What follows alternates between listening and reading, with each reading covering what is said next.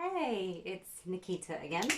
So, as you know, I recently had a baby about 4 months ago. And when my baby turns 6 months, we're going to be moving him into his own room.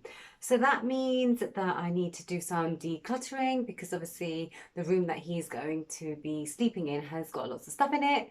And whilst I was doing that process, I watched a lot of podcasts, I read a lot of books, and learned a few ways that help me declutter, which I think may help you too. So, let's get straight into it. Now, it doesn't matter how neat or tidy of a person you are, clutter seems to multiply because we get mail constantly. There's a never-ending amount of toys, especially when you've got a newborn and kids around.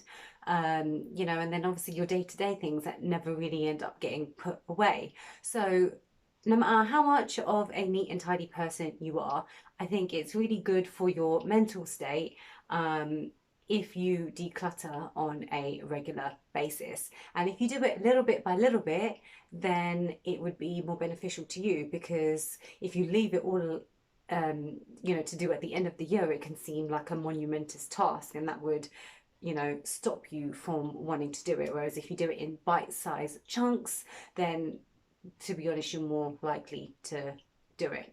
So one of the ways that I did it was by expanding cabinet storage.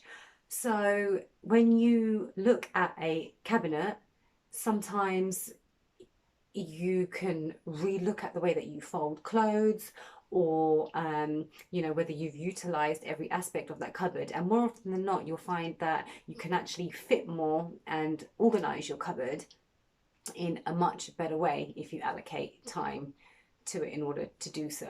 Another thing is using up space vertically on a wall. So we've all got a space in the house somewhere. It's just trying to find out where. It can be on top of a doorway, it can be behind a cupboard, it may be where you've already got a cupboard but you didn't think that you may be able to actually put something on top of that cupboard. So just think vertical and how you can make extra space vertically. Another way to actually, which ties into that, is the use of shelves.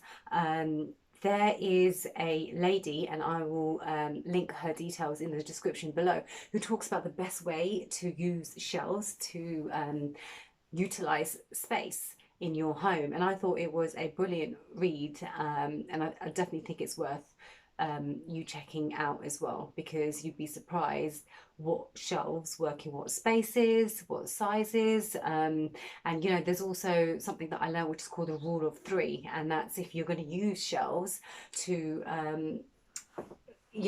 help you with storage and stuff, then only have three types of things on a shelf so that it doesn't look cluttered. So you either have like a plant, books, and an ornament. You don't shove everything on that shelf, and you also allow a little bit of spacing too. I'll insert some pictures so that you can kind of see what I mean. But when I thought about it, I was like, okay, that those this rule of three actually works. So yeah, check it out. Expired products. Now, honestly, if you're like me and you have Asian parents, expiry dates mean nothing to them. But to me, it does. I am unlearning what my parents taught me, and that's if a product is out of date, then chuck it in the bin, please. Okay, it's if it's a few days out of date, or if it's a product that's like packaged and it's maybe like a few weeks at a stretch, months out of date. But if you've got something that is like a year out of date, get rid of it. Just toss it. Now, when I am decluttering with Arian's room, one of the things that I did is I opened up a cupboard one at a time. I took everything out and then organize things into piles and then put it back in again. Now, it sounds like a really long task, but it was definitely worth it to me. And I feel that that effort that I put in would mean that I wouldn't have to do as much work later down the line. So once I've taken things out of the cupboard, then I'll create a pile of things that I want to give charity.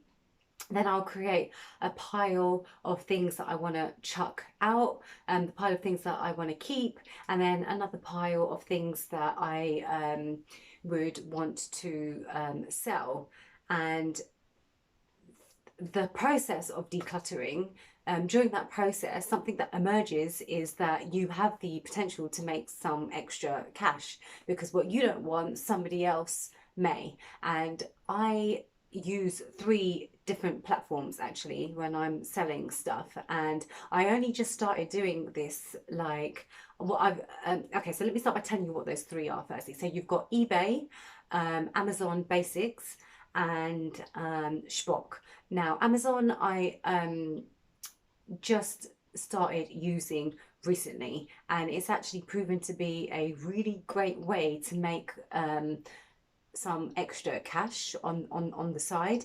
If I've got stocks of something, and I've sold it once for a lot of money, just say like on eBay or on Spock, I sold it once and it sold really quickly for a high volume, then what I would do is go away and buy more of that, and then end up selling it on Amazon to make money. And it's, you know, there's it's a really easy process actually, if you look into it.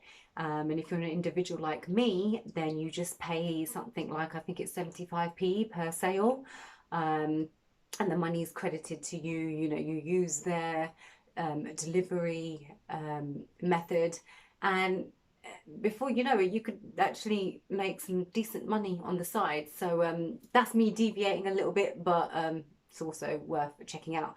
Now eBay, I've been using for some time, and it's a great way to sell unwanted goods. And Shpock I found amazing. They don't take a fee, so you actually pocket more than you do with you know, Amazon or eBay. So they're all great ways to get rid of unwanted junk and exchange it for some spending money. And yeah, the other thing which is a good idea to do when it comes to decluttering is allocating some time. So if you live with somebody, so I live with my partner, and instead of it being focused on, you know, me chucking his stuff or, you know, getting rid of my things, and I'll be like, okay, let's take 40 minutes and we'll both go around the house together, and whatever we haven't used, the rule that I use is we haven't used it for 3 years and we have no intention of using it again. So that comes into things like, you know, when we've got baby stuff, if we're planning to have another kid, it could have been 2 or 3 years before you've used something, but you're still going to use it because you plan to have another kid. So that's an exception to the rule. But if you generally haven't used it for 3 years, then chuck it away, and then you're both chucking things, so it doesn't feel like it's one-sided, and you can feel good about it together at the end of it. The other thing is dividers. So when you're decluttering, part of that is organizing your house, and part of organizing your house is reminding yourself of what you actually have.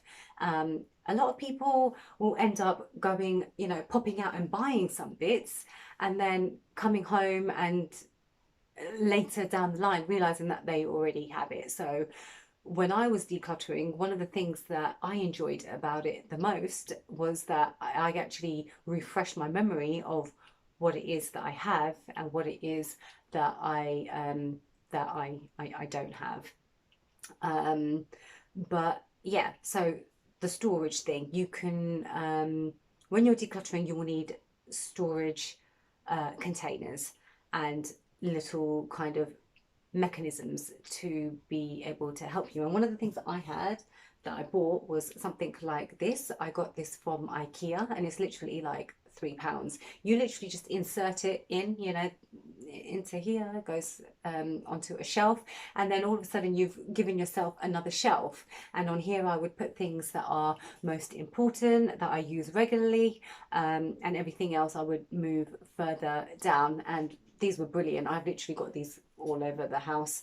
And then dividers that you get in drawers. Hampers is another one. I got a whole load of hampers, and they look nice and presentable, rather than the plastic kind of containers, which I don't really like. If it was a plastic container, then I don't mind putting it under the bed, but I wouldn't really like it on display, and that's where the hampers come in. So they're cool little storage things that you could do, because having the right storage is a staple part of decluttering, in my opinion.